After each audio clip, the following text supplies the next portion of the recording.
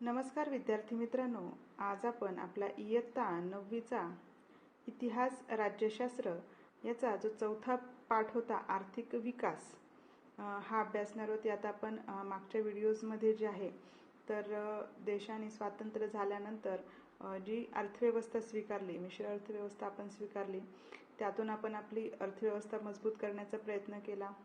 ती मजबूत करण्यासाठी मग नियोजन आयोग आणि नियोजन आयोगाने केलेल्या ज्या पंचवार्षिक योजना होत्या, या पंचवार्षिक योजनांमुळे सुद्धा अर्थव्यवस्था बळकट होण्यास मदत झाली. त्यानंतर आपण अभ्यासलं होतं की बँकांचे राष्ट्रीयकरण. हे बँकांचं राष्ट्रीयकरण केल्यामुळे बराचसा जो काही पैसा होता की जो काही फक्त उद्योजकांच्याच हाती होता, तो पैसा देशातल्या प्रत्येक नागरिकापर्यंत पोचला, जेणेकरून अर्थव्यवस्थेला जे आहे तर ही गतिमानता आली. त्यानंतर आपण अभ्यासलं होतं बघा, कामगारांच्या ज्या काही समस्या होत्या की जो काही देशव्यापी संप झाला होता, म्हणजे एकाच वेळेस 2.5 लाख कामगार जे आहेत हे संपावर गेलेले होते. आणि या कापड गिरण्यांची जी काही धडधड होती की मुंबईमध्ये या कापड गिरण्या अतिशय प्रसिद्ध होत्या आणि 1800 मध्ये ज्या काही कापड गिरण्या सुरू झालेल्या होत्या आणि या ठिकाणी या कापड गिरण्यांची जी काही धडधड होती, तर या ठिकाणी ती संप 2.5 लाख कामगार संपावर गेल्यामुळे जणू काही मुंबईची धडधडच ही थांबलेली होती. त्याची काही कारणं होती, तीही आपण अभ्यासली. आज आपण अभ्यासणार आहोत नवे आर्थिक धोरण. आधुनिक भारताच्या इतिहासात 1991 साल महत्त्वाचे आहे. 10व्या लोकसभा निवडणुकीनंतर केंद्रात PV नरसिंहराव प्रधानमंत्री झाले. त्यांनी अर्थमंत्री डॉ. मनमोहन सिंग यांच्या सहकार्याने भारताची अर्थव्यवस्था जागतिक अर्थव्यवस्थेशी जोडण्यासाठी नवीन आर्थिक धोरण स्वीकारले. यासाठी भारतीय अर्थव्यवस्थेत मूलभूत स्वरूपाचे बदल घडवले. भारतीय अर्थव्यवस्थेला जागतिक प्रवाहात आणले की भारताची जी काही अर्थव्यवस्था होती, या अर्थव्यवस्थेमध्ये महत्त्वपूर्ण आमूलाग्र बदल करण्याचं काम हे तत्कालीन अर्थमंत्री जे आहेत की जे अर्थतज्ञही आहेत, यांनी त्या काळी केलं. 1991ला जे आहे हे निवडणुका झाल्यानंतर PV नरसिंहराव हे काँग्रेस पक्षाचे जे नेते होते, यांचं पंतप्रधानपदी विराजमान झाले. आणि या पंतप्रधानपदी विराजमान झाल्यानंतर त्यांच्या मंत्रिमंडळामध्ये जे आहे तर हे अर्थ मंत्रालयाचे प्रमुख अर्थमंत्री जे आहेत तर हे डॉ. मनमोहन सिंग होते. आणि या मनमोहन सिंग यांच्याशी यांनी ज्या काही सुधारणा त्या काही अर्थव्यवस्थेला सुधारण्यासाठी, अर्थव्यवस्थेला बळकटी आणण्यासाठी ज्या काही सुधारणा सांगितल्या होत्या त्या अवलंबल्या गेल्या. आणि त्यामुळे भारताची जी काही अर्थव्यवस्था होती ही जगासोबत जोडली गेली. या काळात भारताची आर्थिक अवस्था बिकट झाली होती. PV नरसिंहराव यांच्या अगोदर चंद्रशेखर यांचे सरकार होते. या सरकारच्या काळात चलनवाढीचा दर 17% होता. आता हा जो पूर्ण पॅरेग्राफ आहे हा अर्थव्यवस्थेची बिकट असण्याची जी कारणं आहेत तर ही कारणं आपल्याला या पॅरेग्राफमध्ये अभ्यासता येतील. बघा, या सरकारच्या काळात चलनवाढीचा दर 17% होता. आर्थिक वृद्धी दर 1.1% घटला होता. तर आयातीसाठी आठवडाभर पुरेल एवढेच परकीय चलन भारताकडे होते. परकीय कर्जाची परतफेड करणे आणि त्यावरील व्याज देणे देखील कठीण झाले होते. मे 1991 मध्ये चंद्रशेखर यांच्या काळात सरकारने काही सोने विकून तर काही सोने गहाण टाकून परिस्थिती आटोक्यात आणण्याचा प्रयत्न केला होता. चंद्रशेखर यांच्या अगोदर विश्वनाथ प्रताप सिंग यांच्या सरकारने सगळ्या शेतकऱ्यांना सरसकट कर्जमाफी देऊन 10,000 कोटी रुपयांपेक्षा जास्तीचा बोजा जो आहे हा अर्थव्यवस्थेवर टाकलेला होता. की जी काही तत्कालीन कारणं होती की अर्थव्यवस्था एवढी बिकट का झाली, तर चंद्रशेखर यांनी जे आहे तर यांच्या काळामध्ये PV नरसिंहराव यांच्या अगोदर चंद्रशेखर यांचे सरकार होते. आणि या काळामध्ये जर बघितलं तर चलनवाढ जी आहे तर याचा दर 17% होता. आणि हा 17% असल्यामुळे साहजिकच बाजारात पैसा कमी होता. आर्थिक वृद्धी दर जो आहे हा सुद्धा इकॉनॉमिक्स इंडेक्स जो आहे हा सुद्धा घसरलेला होता. की देशाची जी काही आर्थिक विकास दर असतो त्यावरून देश किती विकसित होत आहे किंवा किती प्रगती केली हे यावरून कळत असतं. त्यानंतर आयातीसाठी पुरेल एवढंच काय ते आठवडाभर पुरेल एवढंच परकीय चलन सुद्धा भारताकडे त्यावेळेस होतं. आणि अशा बिकट परिस्थितीमध्ये सुद्धा आपण 1991ला काही सोनं जे आहे तर हे विकलेलं होतं. वर्ल्ड बँक जे आहे, या वर्ल्ड बँकेकडनं आपण कर्ज घेतलं आणि हे कर्ज घेतल्यानंतर मग ते फेडायचं कसं, त्याचं व्याज जे आहे तर ही वर्ल्ड बँक घेत असते आणि हे व्याज देण्यासाठी सुद्धा पैसे नव्हते. मग हे देण्यासाठी जे आपल्याकडे रिझर्व्ह सोनं असतं, की भारताकडे जे आहे तर जे असं रिझर्व्ह बँक आपण ज्याला म्हणतो, तर ही रिझर्व्ह बँक म्हणजे काय, की त्या ठिकाणी जी काही पैसे साठवलेले असतात किंवा जी काही सोनं जे आहे हे साठवलेलं असतं, तर हे जेव्हा किंवा देशावरती आर्थिक संकट येईल तेव्हा याचा वापर केला जात असतो. मग या अशा संकट काळामध्ये हे जे सोनं होतं, हे काही सोनं विकलं गेलं, त्यातून ती कर्जाची परतफेड केली गेली आणि काही हे जागतिक बँकेकडे गहाण टाकलेलं होतं. म्हणजे एका काळी भारतामध्ये ज्या सोन्याचा धूर निघत होता, जी अर्थव्यवस्था प्रचंड चांगलेली होती, पण तीच अतिशय बिकट अवस्थेला जाऊन पोचलेली होती, की या ठिकाणी असणारं सोनं हे वर्ल्ड बँकेकडे आपल्याला गहाण टाकावं लागलेलं होतं, की तुम्ही आमचं व्याज आम्ही तुम्हाला देऊ शकत नाहीये, तर त्या बदल्यात हे सोनं घ्या. आणि त्यानंतर चंद्रशेखर यांच्या अगोदर जे विश्वनाथ प्रताप सिंग होते, यांनी शेतकऱ्यांना सरसकट कर्जमाफी दिली आणि ती कर्जमाफी थोडी नाही तर अगदी 10,000 कोटींची होती. त्यामुळे अर्थव्यवस्थेला त्याच्यामुळे खूप ताण आला. केंद्र व राज्य सरकारांचे एकत्रित अंतर्गत कर्जाचे स्थूल राष्ट्रीय उत्पन्नाशी असलेले प्रमाण सुमारे 55% एवढे झाले आणि 1980-81 मध्ये परकीय कर्ज $2,350 कोटी होते, ते 1990-91 मध्ये $8,380 कोटी पर्यंत वाढले आणि यावेळेस भारताचा परकीय चलन साठा फक्त 100 कोटी होता. याला इराकने कुवेतवर आक्रमण करून तेलाच्या वाढलेल्या किमतीची पार्श्वभूमी होती आणि भारताला परकीय कर्ज मिळणे किंवा उभारणे अवघड झाले आणि अनिवासी भारतीयांनी आपल्या परकीय चलनातील ठेवी काढून घेण्यास सुरुवात केली. की या काळामध्ये जे आहे तर केंद्र सरकार आणि राज्य सरकार यांचं जे काही मिळून उत्पन्न असतं, तर ते उत्पन्न सुद्धा याच्यात असणारं जे प्रमाण आहे हे सुद्धा खूप जास्त झालेलं होतं. परकीय कर्ज वाढलेलं होतं. म्हणजे 80-81ला जे $2,350 कोटी होतं, ते 10 वर्षामध्ये अगदी चक्क 8,380 कोटी, म्हणजे प्रचंड असं हे कर्ज वाढलेलं होतं. आणि या सगळ्यांचा परिणाम असा झाला की तेलाच्या किमती वाढल्या आणि अर्थव्यवस्था डबघाईला येऊ लागली. त्यामुळे अनिवासी जे भारतीय होते, NRI जे होते, की त्यांनी जो काही पैसा भारतामध्ये गुंतवायला सुरुवात केली होती, तो सुद्धा त्यांनी मग काढून घ्यायला सुरुवात केली आणि त्यामुळे परिस्थिती अतिशय बिकट झालेली होती. आता या अशा बिकट असणाऱ्या परिस्थितीवरती काय उपाययोजना केल्या गेल्या, तर ते आपण या ठिकाणी आता अभ्यासणार आहोत. या परिस्थितीतून मार्ग काढण्यासाठी PV नरसिंह राव यांनी डॉक्टर मनमोहन सिंग यांना अर्थमंत्री नेमले. डॉक्टर मनमोहन सिंग यांनी दोषदुरुस्ती उपाययोजना म्हणजे ज्याला म्हटलं जातं करेक्टिव्ह मेजर्स केल्या आणि परिस्थिती बदलण्यास सुरुवात झाली. की यांनी जे आहे की PV नरसिंह राव यांच्या या मंत्रिमंडळामध्ये जे आहे तर यांनी अर्थमंत्री म्हणून डॉक्टर मनमोहन सिंग यांची नेमणूक केली. अतिशय तज्ज्ञ आणि अर्थतज्ज्ञ असणारे डॉक्टर मनमोहन सिंग यांनी आपल्या वेगवेगळ्या ज्या उपाययोजना आहेत यावरून दोष दुरुस्ती उपाययोजना ज्या आहेत या सुचवल्या, जेणेकरून भारताला या आर्थिक संकटातून कसं बाहेर काढता येईल. आणि या ज्या काही उपाययोजना होत्या की आपण जे वर्ल्ड बँकेकडनं कर्ज घेतलं होतं, मग कर्ज फेडणं देखील जे आहे तर हे अवघड होऊन बसलेलं होतं. मग त्यांनी सुद्धा काही गाईडलाईन्स ज्या आहेत, काही मार्गदर्शक तत्व जे आहे, मार्गदर्शक सूचना ज्या आहेत की या सरकारकडे केलेल्या होत्या की तुम्ही या पद्धतीने तुमची अर्थव्यवस्था जी आहे तर ही बळकट करू शकता किंवा या उपाययोजना तुम्ही करा. आणि त्याच संदर्भात म्हणजे त्याला अनुसरूनच डॉक्टर मनमोहन सिंग यांनी सुद्धा या उपाययोजना ज्या आहेत तर या लागू केल्या. मग त्या कोणत्या होत्या, तर त्या परकीय गुंतवणुकीवरचे निर्बंध उठवले. की परकीय जी गुंतवणूक आपल्याकडे होत असते, परकीय गुंतवणूक म्हणजे काय, की दुसऱ्या देशातले लोक जे भारतामध्ये आपल्या काही गुंतवणूक करतात, मग एखादी कंपनी स्थापन करत असतील, कुठे काही विकत असतील, त्यांना त्यांच्या देशातले काही उत्पादने जे आहेत हे भारतामध्ये विकायचे असतील किंवा काही माल जो आहे हा इकडे पाठवायचा असेल, तर हे जे परकीय गुंतवणूक आहे तर त्याच्यावरचे जे निर्बंध होते की ज्या काही जाचक होत्या त्या उठवल्या गेल्या. उद्योग क्षेत्रातील परवाना पद्धतीत 18 उद्योगांपुरती मर्यादित केली.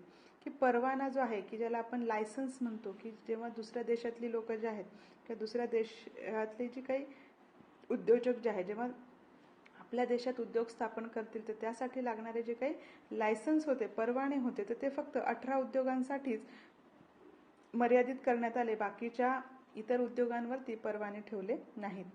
सार्वजनिक उद्योगामधील वाढता तोटा व कार्यक्षमता लक्षात घेऊन सार्वजनिक क्षेत्रे खाजगी उद्योगांकरता खुली केली. की जे काही सार्वजनिक होतं ते खाजगीसाठी सुद्धा त्यांनी खुलं केलं, जेणेकरून त्याच्यातली असणारी जी काही कार्यक्षमता आहे ही कार्यक्षमता वाढेल.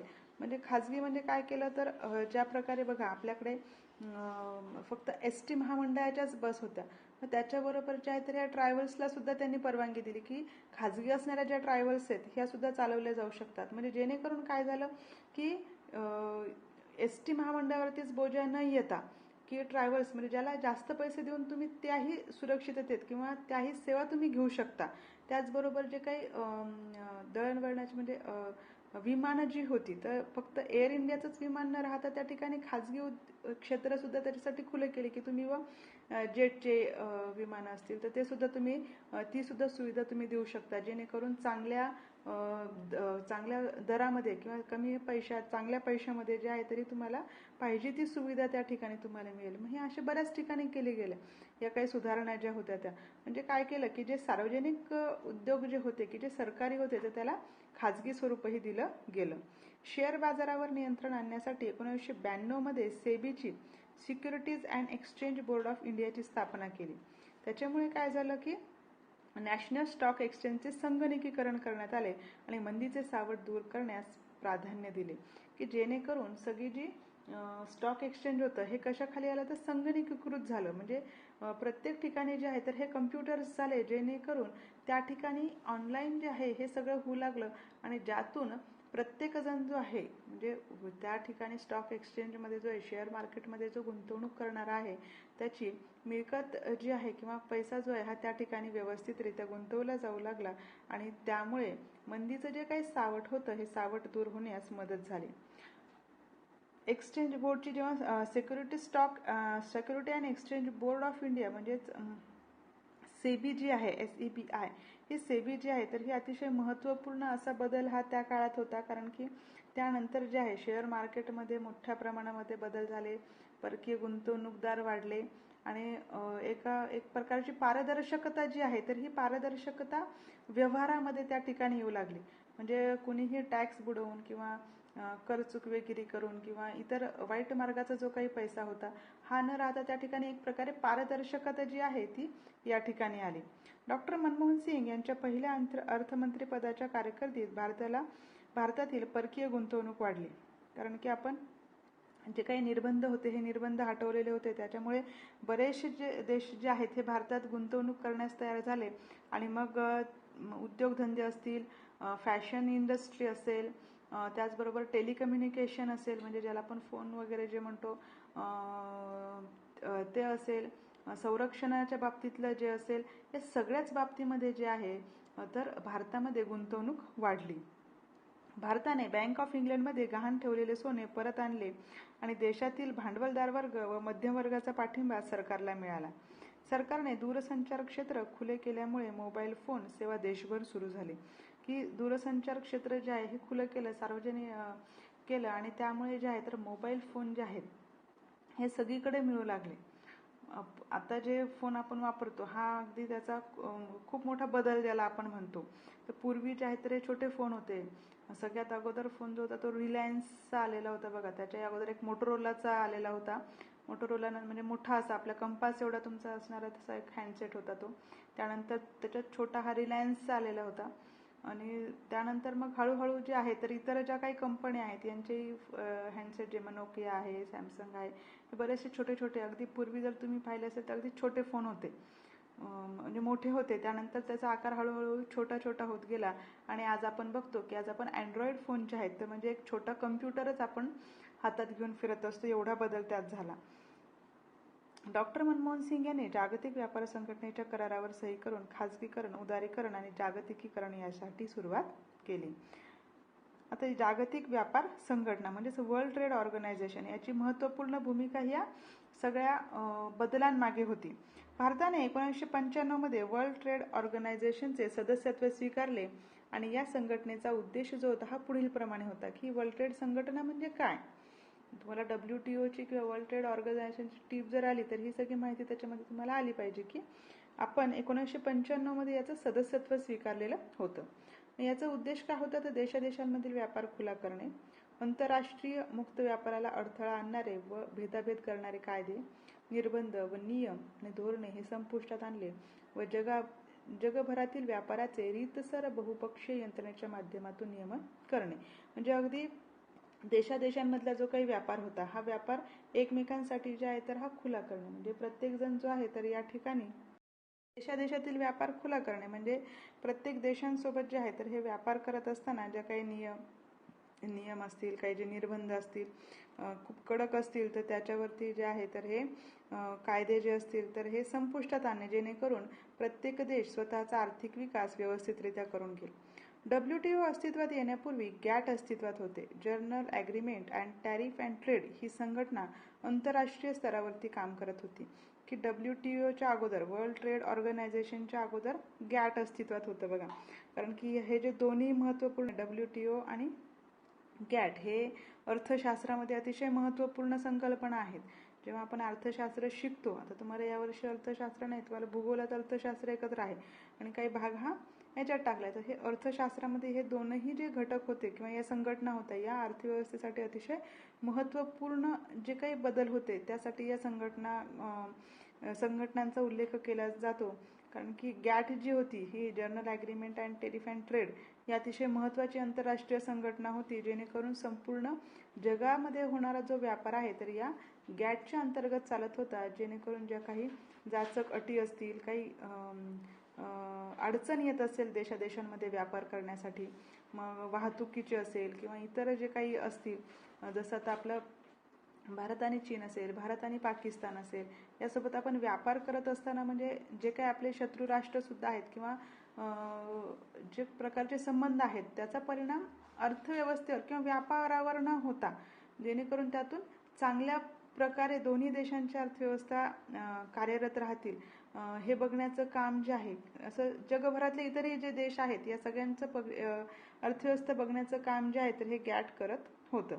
ती व्यापार नियमन करायची. भारतात WTO संदर्भात परस्पर विरोधी टोकाची मते होती.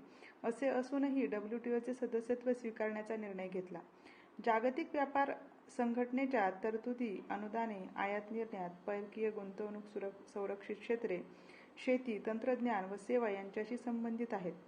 भारत सदस्य झाल्यापासून वीज, पाणी, वाहतूक, शिक्षण आणि आरोग्य या क्षेत्रांचे झपाट्याने व्यापारीकरण झाले आणि जागतिक व्यापार संघटनेने वेगवेगळ्या अहवालानुसार दारिद्र्य रेषेतील लोकसंख्येत घट, बालमृत्यूमध्ये घट, पिण्याचे पाणी, सांडपाणी याबाबत सोयीसुविधा उपलब्धता यात भारत सरकारने सुधारणा केलेल्या आहेत.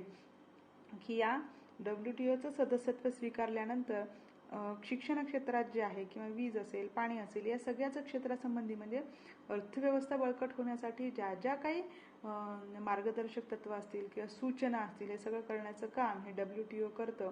त्यासाठी लागणारं अनुदान असेल ते अनुदान पुरवतं, माहिती असेल ती माहिती तंत्रज्ञानाचा वापर जे आहे हा त्या ठिकाणी केला जातो. त्यामुळे WTOशी सदस्य झाल्यानंतर आपण बऱ्याच अंशी जे आहे शिक्षण क्षेत्रात, वाहतूक क्षेत्रात मोठ्या प्रमाणावरती जे आहे हे बदल घडवले गेले. शिक्षणाचं सुद्धा खाजगीकरण, व्यापारीकरण झालं. म्हणजे मोठमोठी जी महाविद्यालये आहेत ही महाविद्यालये अस्तित्वात आली. त्याचबरोबर ज्या काही संस्था होत्या, मग संशोधन संस्था असतील, इतर संस्था असतील, यासुद्धा ज्या आहेत तर या संस्था सुरू झाल्या. आरोग्य क्षेत्रात महत्त्वपूर्ण बदल झाले. ज्या तपासण्या किंवा जे किचकट असणाऱ्या ज्या काही शस्त्रक्रिया होत्या की ज्या भारतात होणं शक्य नव्हतं त्या भारतात होऊ लागल्या. त्यासाठी असणारं तंत्रज्ञान, माहिती ही याद्वारे जे आहे जगाशी देवाणघेवाण केल्यानंतर ती भारतात आणणं सहज शक्य झालं.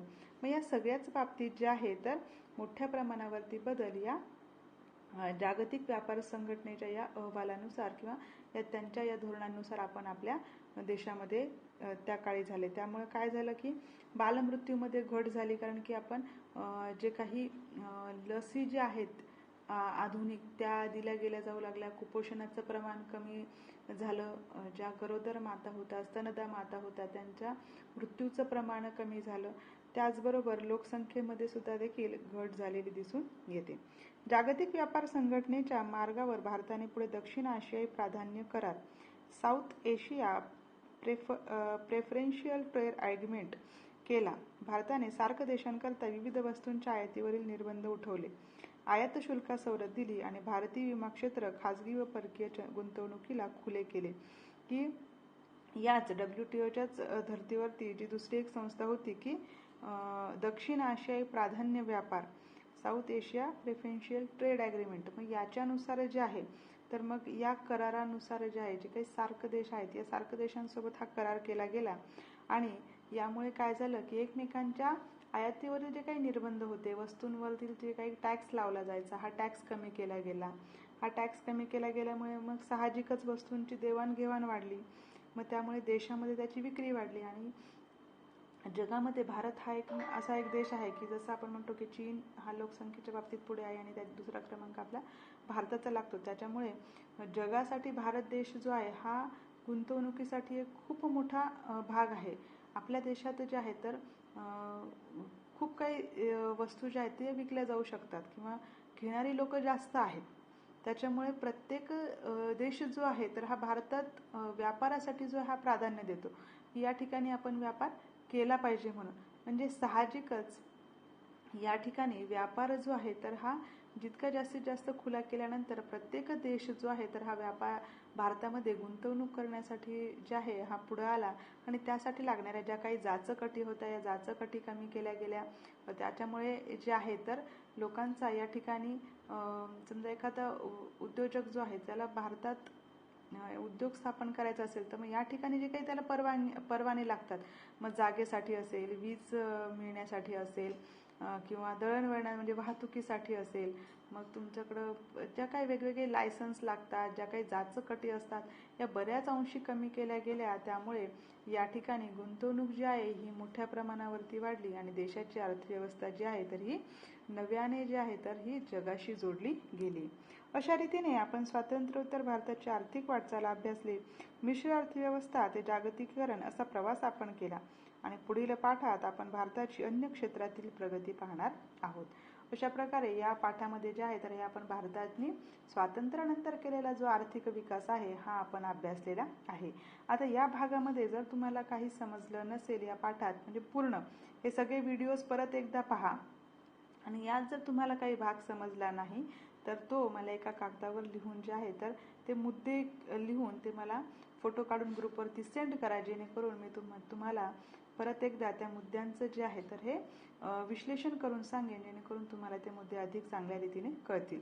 त्याचबरोबर मी तुम्हाला सांगितलं होतं की या प्रत्येक इतिहास राज्यशास्त्राच्या प्रत्येक पाठामध्ये आहे तुम्हाला तर 1-1 मार्कांचे छोटे छोटे प्रश्न काढायचे आहेत. तर हे प्रश्न सुद्धा तुम्ही काढून ते लिहून त्याचे उत्तरासहित ग्रुपवरती त्याचे फोटो सेंड करायचे आहेत. धन्यवाद.